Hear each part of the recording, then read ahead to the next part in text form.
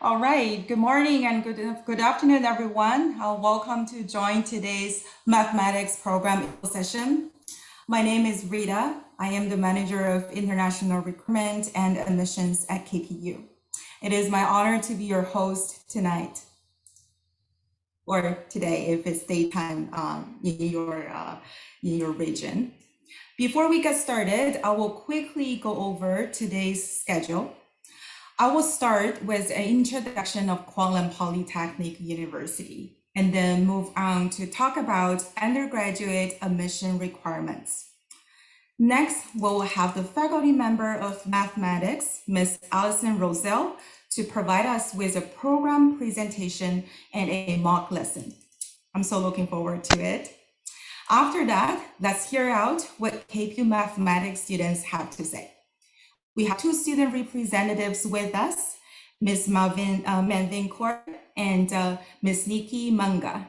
Nikki has kindly offered to talk about her experience as a math student at KPU. Last but not least, Q&A session. So feel free to type in your questions in the chat or raise your hand. You see that there's a raise hand feature. Right now, you are all in the listen mode only. Mode, sorry. And you can just raise your hand to speak to us if you want to. You have a brave soul and you want to speak to us directly. Welcome. And I will start with a KPU introduction. Kwanglan takes its name from the Kwanglan First Nations. The word Kwanglan means tireless runner and is reflected in our university's motto through tireless effort, knowledge, and understanding. KPU was established by the government of British Columbia in 1981. Now, Kwanglan Polytechnic University has 5 campuses located in the metro area. KPU offers bachelor's degrees, associate degrees, diplomas, certificates, and citations in more than 120 programs. Almost 20,000 students annually attend courses at KPU campuses in Surrey, Richmond, Langley, Cloverdale, and Civic Plaza. KPU is a teaching-focused, hands-on university. It is also the 3rd largest public university in Greater Vancouver.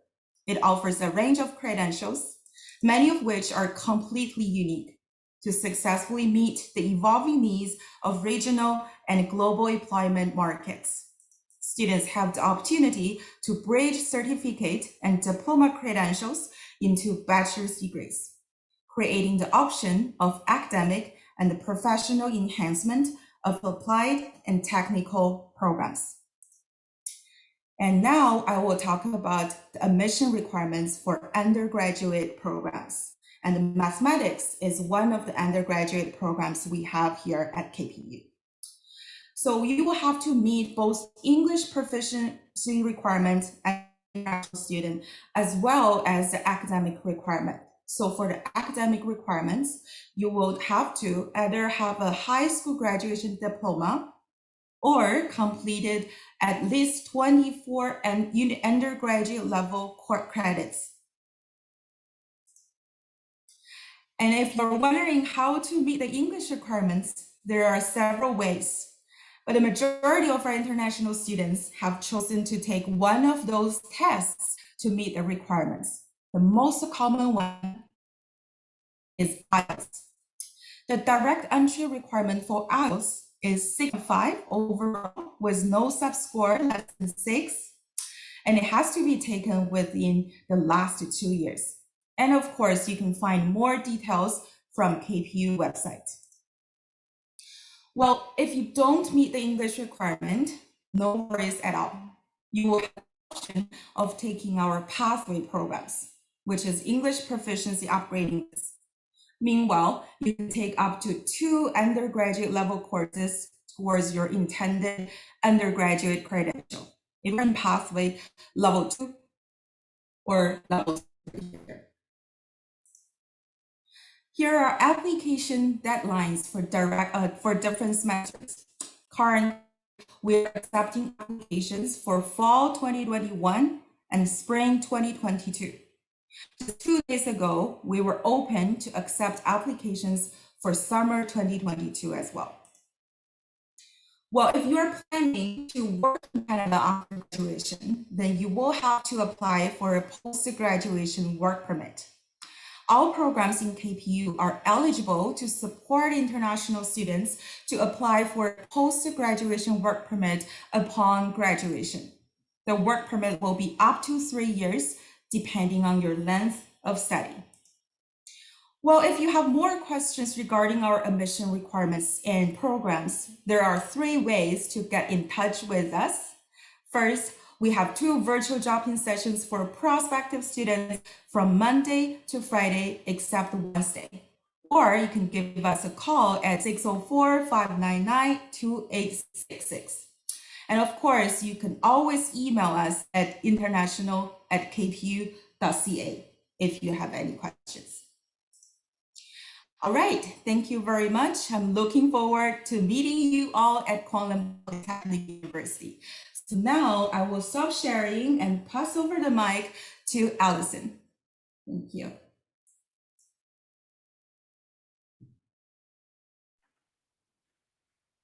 Okay, there was a question in the chat, I believe. When can we apply for a work permit? Rita, perhaps you can take that. Yeah, it has to be after you successfully complete all the courses and complete the program. But for now, if you want to become an international student to be eligible to study in Canada, you need to have a valid study permit. I hope that answers your question. Okay, thank you. Okay, I will share my screen. Oops.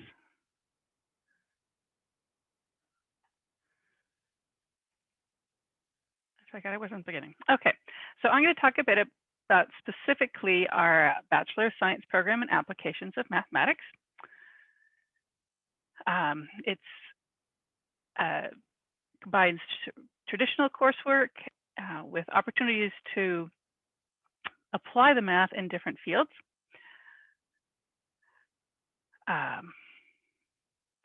We have 3 different concentrations. We have a biomathematics concentration, one in computational mathematics, and one in mathematics education. So you, when you start a Applications of Mathematics degree, you have to choose one of those 3 concentrations for the bachelor's. We actually have a few different math options. We have the Bachelor of Science major in Applications of Mathematics, the Bachelor of Science honors major. There's also Associate of Science in Mathematics, which is a 2-year degree. And then there's the minor in mathematics, which you would take in addition to another bachelor's degree, another 4-year program. Maybe you want to take a degree in chemistry and then supplement it with a mathematics minor. But I'll mostly talk about the BSc major. So biomathematics is applying the math to different areas in biology research and technology. Biology has become a very technical field in the recent years, as the systems studied are so very complex. This has been reinforced by all the numbers we've seen dealing with the COVID pandemic. And so we've seen a bit more about how math is used very heavily in biology, especially in genetic work as well. Let's see. So there's fields of biotechnology, bioinformatics, biocomputing, biomodeling that look at how to more accurately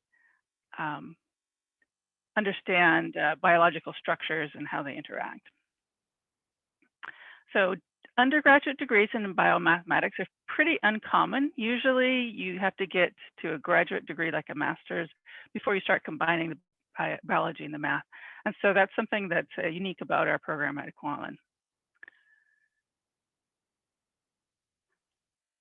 So these are some possible careers it could help you toward. Biotechnology or engineering technology in a biology related field, clean energy, biomedical engineering. pharmaceuticals, ecology, healthcare. I know at least one of our students went on to pharmacy school as a graduate student after she finished her biomath degree. Our most general of the three options is the computational mathematics. And so for that one, we've kept the required courses as low as possible in order to allow students to focus more on learning more about a specific area of interest where they want to be able to apply the mathematics. Maybe you're particularly interested in financial mathematics. So then you'll be able to take more business courses that would allow you to have a topical area to apply the math in. I know we've had at least one student go on to graduate school in financial mathematics. And so that's one area you can do that. So because it has the flexibility to specialize in nearly anything, it can lead you to many different areas in science, business, finance, economics, social sciences. We had a criminology. I guess he had a minor in criminology and then his major in math. And so he was applying the math to the field of criminology. So there's many different areas you can apply a computational mathematics degree. Okay, math education is kind of where I personally specialized, and that's working toward teaching mathematics.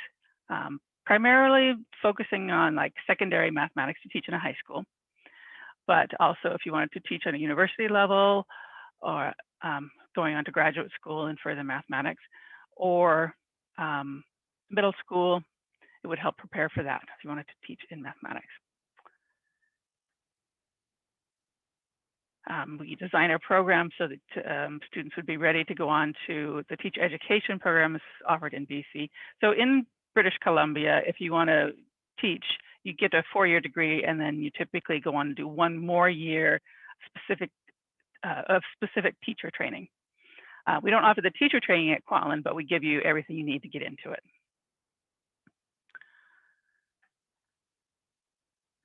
Okay, so I think I already said that. So most of our courses are offered on Surrey campus. A lot of the 1st and 2nd year courses are also available on Richmond campus. Right now, growing number of them are available online as well. So for entrance, so technically students have to be admitted to the Faculty of Science and Horticulture, but that's the same requirements as being admitted as an undergraduate student at Kwantlen. So what Rita talked about before, that's what you would need to start. And then usually during the 2nd year, a student can declare as a BSc Applications of Math student if they're in good standing with the university, have completed at least 24 undergraduate credits, and have either a C in Math 1220, which is Calculus 2, or a C+ in Math 1230, which is Calculus 2 for biological sciences. And then, like Rita said, there's all sorts of upgrading if you're not ready for that right away. Okay, so that's a general look at the degree program.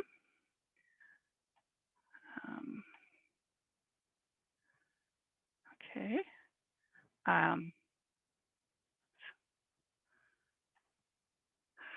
Okay, I've got a window here I need to get rid of.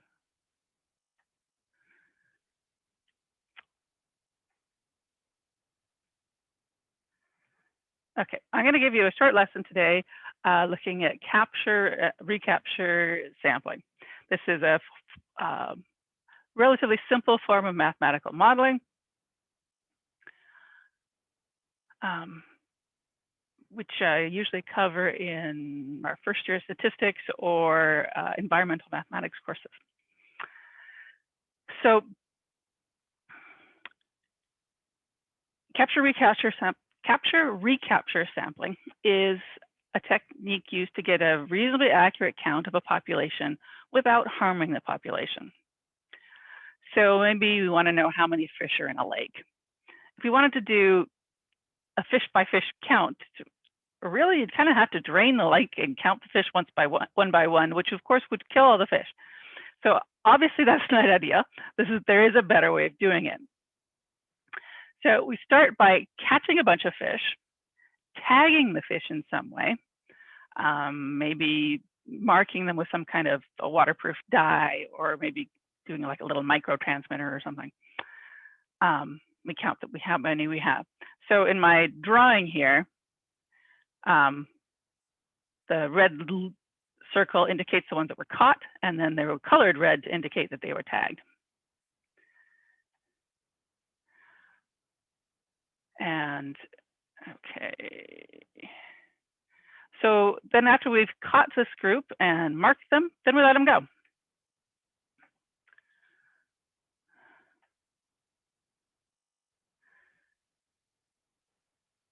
So we release them back into the lake.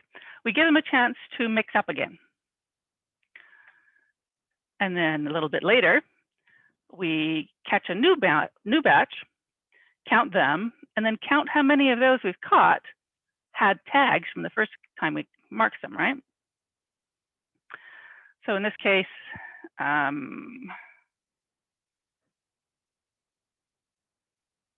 believe we caught 12 fish, and of those 12, 4 of them are marked. So here's the numbers. So we initially caught 8 and marked them.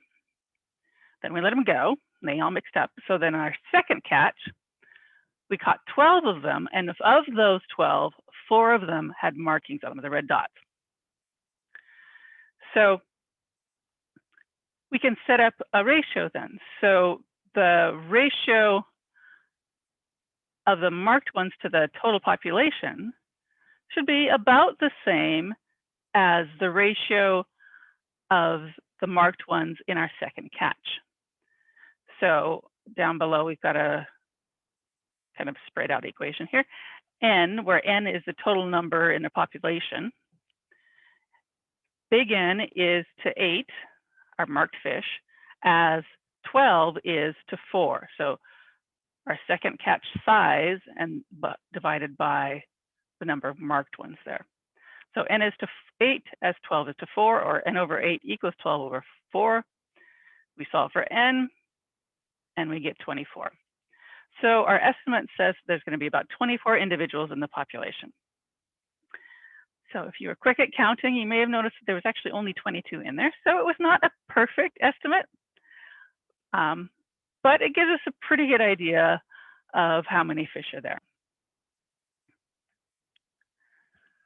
So let's look at another example. Maybe we've got a small island that has a population of non-native rats on it. We want to know the impact these invasive rats have on ground nesting birds, because they tend to eat the eggs and whatnot. But first, we just want to count the number of rats. So we can use the capture-recapture method. We do a live trap, a large number of rats in a short period of time. We tag them again some way, microchip or some dye or something. Then we release the tagged ones again and give them some time to mix back in with the rest of the rat population. So if we look at the formulas then, we're going to call big T the number of trapped rats in our first capture. Big N is going to be our total population numbers. Little n will be the number of rats trapped in the second catch, and little t will be the number of tagged rats in the second catch. So then our formula is little n is to little t as big N is to big T. So the numbers, we're going to say, suppose our first catch, we caught 250 rats and tagged them all. So then we take our 250 rats and let them go. And we give them a day or two to run around the island and mix up again. Then we catch another bunch of rats. Second time around, we're going to catch 320 rats and count how many of them were tagged. So of those 320, turns out not that many of them were tagged, only 11. So again, the ratio of total population to the numbers we tagged, the 250, needs to be equal to 320 rats that we caught the second time and the number tagged in that second catch. So then we just solve for N. And our estimate would say that there's 7,270 rats in total on the island. Okay, there's a few conditions that need to be met for this to work well. The first is that the capture and recapture have to happen close together in time. Particularly if you're dealing with an organism that has a very short lifespan, we don't want them dying off between the catch and the capture and then the second recapture. The tag animals need to be able to mix in with the other ones, because if they're not mixing up, then we're just catching the same ones we did the first time, and so we're not going to get a reasonable guess. And it needs to be a reasonably closed population. So like our rats on an island, that was a closed population. The fish in the lake, closed population. If we're trying to do fish in a river, it's not going to work so well because they're likely to go up or downstream. And they may all go downstream and never come back, and so we don't catch any tag one. So that wouldn't work for that. But there are many instances that allows us a fairly accurate way of getting an estimate of the population without harming any of the animals. And so it's one way we can model the population size in a close population like that. Okay, so that's my little lesson on capture, recapture sampling. Okay, then I am done. So I will stop my sharing. Thank you so much, Allison. I really love the mock lesson you give us. It's just, I was like no time that I can check on my phone. I had to listen carefully. I really love all the examples you give and the like capture, release, recapture, and the ratio. Well, I love it. Thank you. Oh, thank you. And also thank you for the informative presentation. I know that mathematics is important, that it could give us the critical thinking skill, but today we learned that the takeaway is it's the foundation. And I think that no matter what stream or direction you go down the road, no matter you are entering into the job field or going on for research, mathematics is the foundation. Yeah, it's really coming up in more and more fields all the time now. Okay, thank you very much, Allison. And now we can move on to the student experience sharing. And we have Nikki here with us today. And I'm going to have a conversation with Nikki just to hear out what she has to say about her experience at KPU. Hi, Nikki. Hello, Rita, and hello, everyone.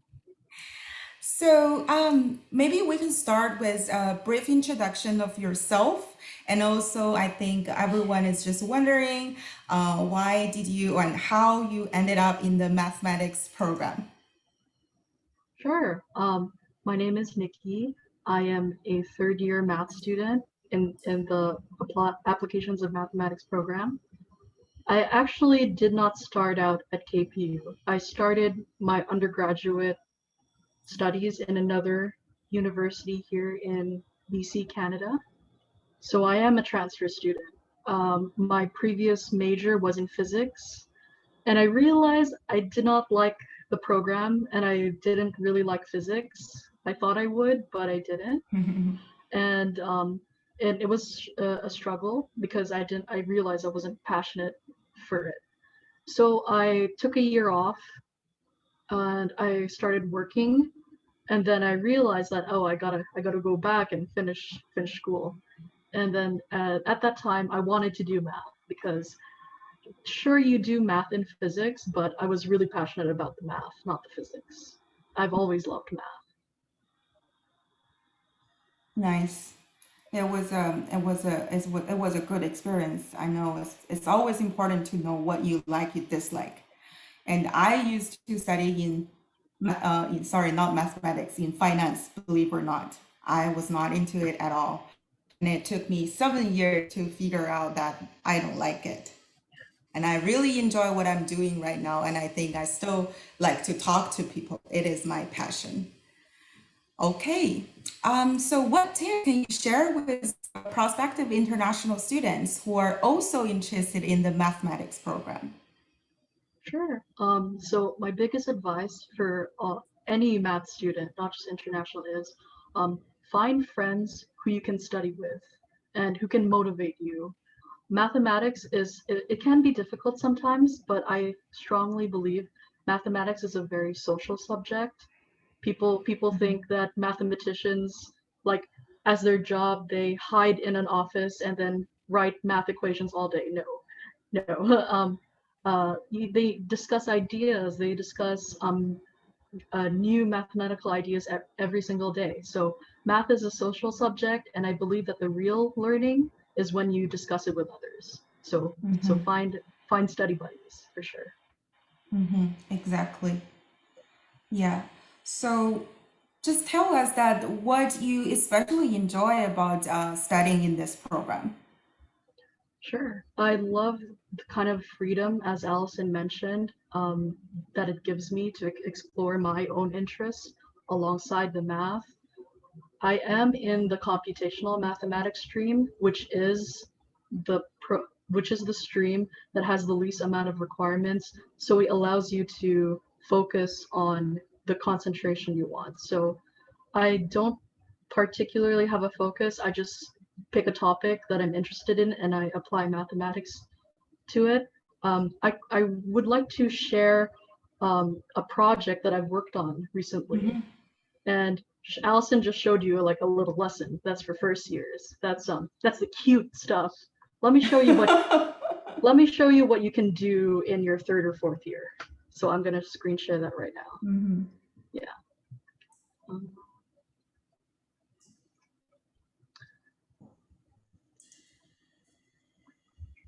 Can everyone see this? Yes. Yes. So this is my project for our biomathematics class. So I can still take a biomath class even though I'm computational mathematics. That's how much freedom they give me to explore everything I want to explore. So this is my baby. This is my final paper for this class. It's cellular automata animated epidemic models. So basically what I did is that I coded the spread of a disease. And as you can see by the date, it's right before COVID happened. So this was terrifying. This scared me that this happened like the year, a couple months before the entire world went into lockdown. So there's a lot of research that goes into it. There's a lot of there's a lot of buildup to what you want to say. And of course, in mathematical modeling, we cannot exactly model the real world, but we can get very close. So as you can see, I have a lot of assumptions. It's similar to Allison's conditions, but there are just so many assumptions that we want to get as close as to the real world as possible. And then finally, this is the results of my coding and my labor and my hard work. This model represents, I believe it's common cold. And this symbolizes a disease that that you would never be immune. So the common cold is like you get it every time the weather changes. For me, I get really sick when we transition from spring to summer, or when it gets too hot or too cold really fast. So you're gonna be sick for a little while, but then you're gonna recover. But then you're gonna be sick again. So you never get true immunity. And then I did measles, which is a very virulent disease. It is something that you can be infected, but also recover. And then after you recover, you would have, you would most likely get immunity. And this is the spread of that disease as well. So it's a really cool project. And that's what I love, is that you take everything you learned in your first, second year, and then you apply it in your third and fourth year and make these cool like projects and research, like research expeditions. That's what I love. Oh, this is amazing. Yeah. I was trying to understand it, and thanks for explaining everything in the grandma language so that I kind of caught up a little bit. You say this is your final project? This was my final project for that class. I did a couple different final projects. For another project in another class, I also did something called DNA knotting, which explored knot theory and DNA and genetics. And it was really, I had to do so much complicated reading, but it was worth it, I think. So you are getting there from the cute stuff that Allison just shared. So for Yeah. students, it's about capture, release, recapture. Yeah. And in the second year, third year, you can come up with a project like this. Oh yeah. This was uh I'm kind of still really proud about this project, even though it's been a year. Because I felt like my idea was pretty novel. My idea, I wanted to show like a GIF, like a spread, and then that's what I did using our programming language. So yeah. Very cool stuff. Thank you, Nikki. So tell us, what's your plan that after completing the program?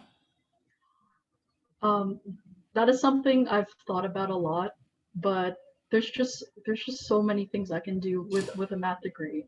Like like you said, Rita, that no matter what kind of field or job you go into, there's some type of math involved. If you're going for industry, if you're going for research. So I'm not really set. My heart isn't set yet, but after my degree, I would like to work for KPU. Right now, I'm a student assistant for central advising, and I also am a peer tutor for the learning centers. I would be really happy if I can just find myself in a position where I'm able to help students. That's awesome. That's awesome. And I'll keep that in mind. Okay. And yeah, and I think that there are many job postings out there from KPU. Okay, so does anyone have any questions? Feel free to raise your hand. We are all here to answer. Or you can just type in the questions in the chat.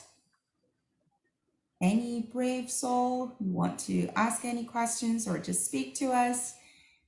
Questions to me, to Allison, to Nikki.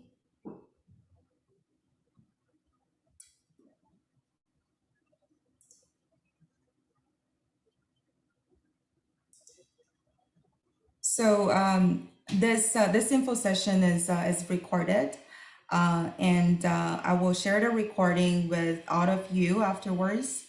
And also you can find all the info session videos on our YouTube channel. If you search KPU International, you will be able to see this info session recording as well as the other program info sessions.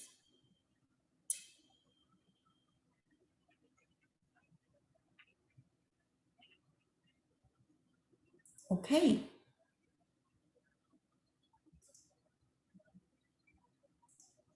And for this program, I know that there are, as Allison just mentioned, we have several different credentials. You can get the bachelor's degree, associate degree, and a diploma. 3 options, I think. No diploma, associate degree, and a bachelor's degree. And then a minor on top of a different bachelor's is the other option. Right. And for associate degree and bachelor's degree, you will be eligible to get the up to 3 years post-graduation work permit if you can successfully complete the program. And of course, that if you want to study in KPU or any institutions in Canada, you need to have a valid study permit. And you need to be admitted to KPU to get the letter of acceptance to apply for your study permit. Okay. We have a very shy group of audience today.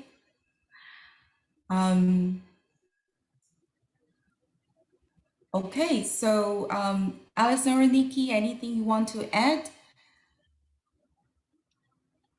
Oh, I see someone have a, can you talk a bit more about the associate's degree, Alison? It's a question from Evan. So yeah, it's a 2-year program.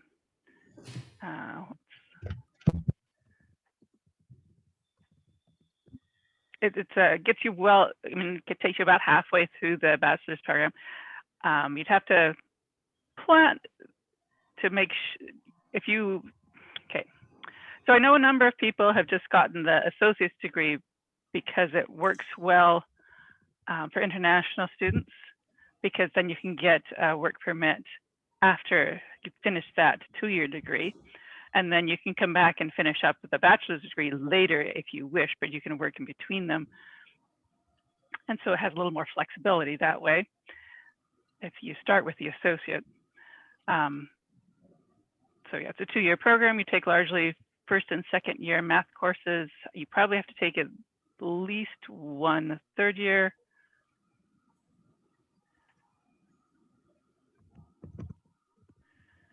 Course for that. So there's another question. What can math be applied to data mining? So data mining is a new area that falls under data science. We have several statistics classes. We haven't really branched off too much into the data science. That's honestly what I'm spending most of this summer doing, is figuring out what courses we need to add to that area to keep us up to date. So we don't have anything specifically in data mining yet, but hopefully we will within the next year or two, as data science is a hugely expanding field where mathematics is being applied to nearly anything. I monitor job postings in mathematics, and in just about the last 2 months, there's been dozens and dozens of data science stuff coming through all at once. So that is a huge area of growth. And so we're working on making sure that we are there to take advantage of that. Mm-hmm. But to answer kind of the question, like what kind of math is used behind data mining, and it's all sorts of math. Yeah, there's statistics, probability, linear algebra, which is essentially matrices, because they have a nice structure to them, which is also a structure that they closely they mostly use in computer science. So if that's what you're wondering, yeah. Okay, Kathy has a question about biomathematics. How is it different from majoring in biology? And how is it reflected in the career overview? So the biomath, you've got math basis, but you have to take a fair bit of biology as well.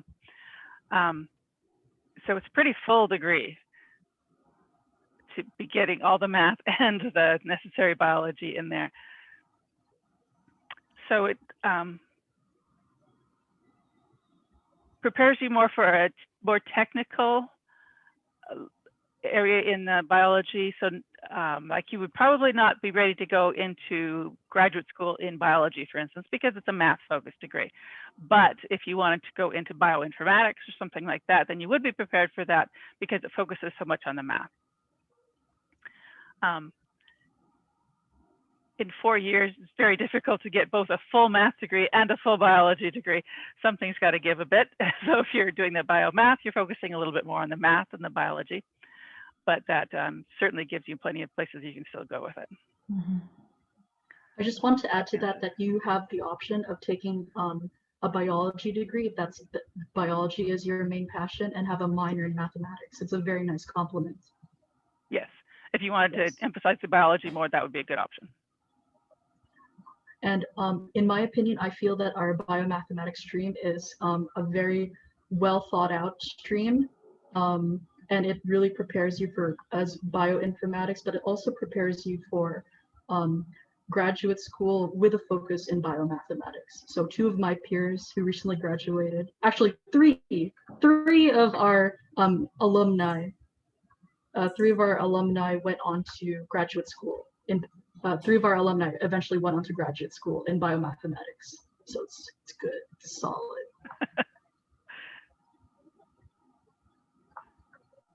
Okay. I don't think we have any more questions here. So maybe let's just stay for a couple of more minutes, maybe till 8:45. And of course that if any of you have any questions afterwards, I just talked about 3 different ways to reach out to International. Email us is the easiest way. You don't have to wait. Just to send an email with your questions to international@kpu.ca. And we will stay here till 8:45. 45. If you want to have questions for me specifically, I'm at math@kpu.ca. It's all easy to remember. Okay.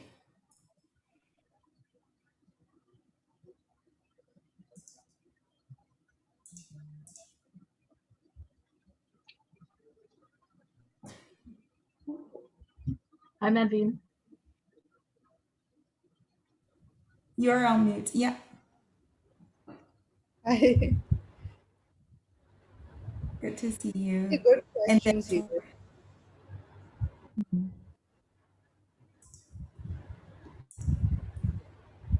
Are you back in Canada, Mandy? Oh no, the flight van. The flight van That's is what I figured. getting on my nerves now. Yeah.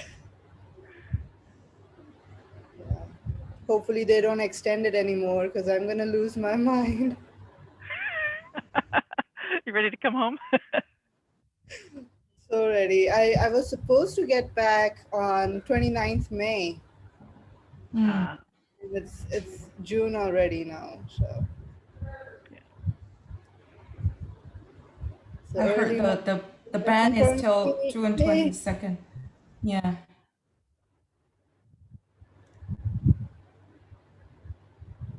And hope everything is getting better and better in India. Yeah, it's yeah, everyone stays home, so it's not really like, it is big, but it's not like it's controlled big, if that makes sense. Mm. Getting controlled.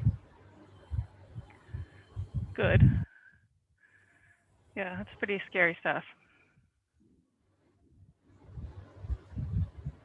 I know. This Yeah. pandemic just turned everyone's world upside down, for sure. So like the paper I just showed you guys, one of the people behind that kind of math actually died from COVID-19. So I got really sad when I heard that news. Mm. It was Moore. Yeah, I was really sad. If I'm gonna make a final project, I'm probably gonna expand on what I did and probably dedicate it to him and Allison, because Allison got me through so much.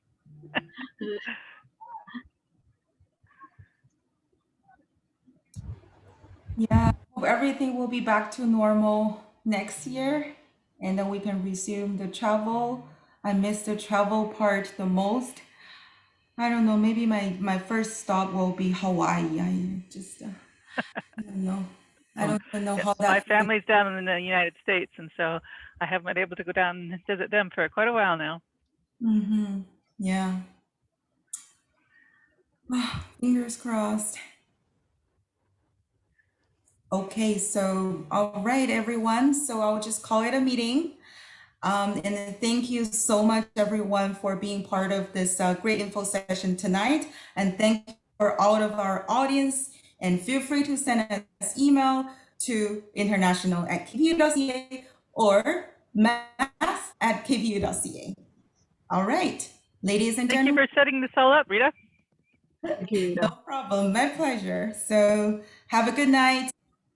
Day to all of you, no matter where you are in the world. Stay safe, stay healthy. Bye-bye. Bye. Bye-bye, everyone.